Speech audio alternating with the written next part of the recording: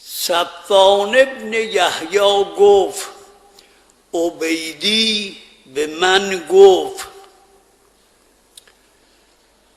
که زن من اهل من گفت من آرزوی زیارت جعفر ابن محمد رو دارم. گفتم من چیزی در بساط ندارم. گفت من همه زیورم رو میدم، خرج سفر رو آماده کن، مرا ببر به زیارت امام ششم. گفت حلی و زیور این زن رو وسیله سفر کردم.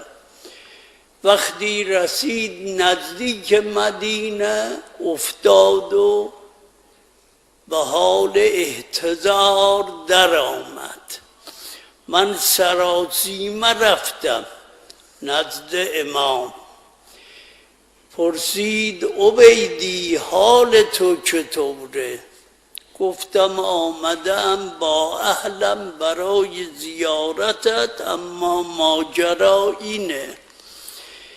فرمود تو برای این قضیه غمگینی؟ گفتم بله ابن رسول الله. فرمود الان برو، زن تو نشسته، اون زن خدمتگار داره فلان غذا رو به کامون میگذاره.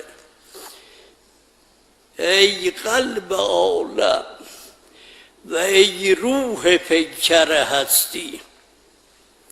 گفت سراسیمه حرکت کردم، رفتم دیدم زن در کمال سلامت نشسته، همون طوری که گفته بود. زن خدمتگزار هم همون غذا رو به او میداد.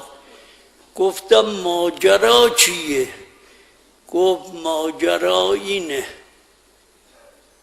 حال مرا دیدی، عزراییل آمد روح مرا بگیره.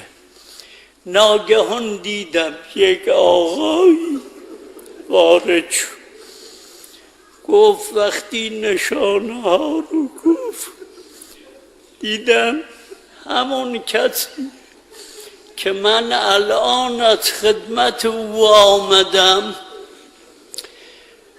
لباسش رو گفت، خصوصیاتش رو گفت. گفت وارد شد، تا وارد شد عزراییل سلام کرد.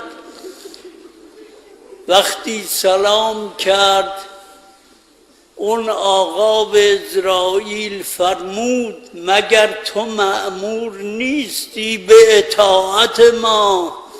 گفت بلا ایها الامام. تعبیر عزراییل همین بود، بله ای امام من مأمور به طاعتت هستم.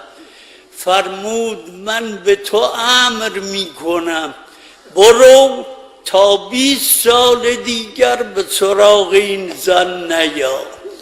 این خودش، این مذهبش. اون زن زیورش رو فروخت که به زیارتش بیاد، اینجور جدا شده.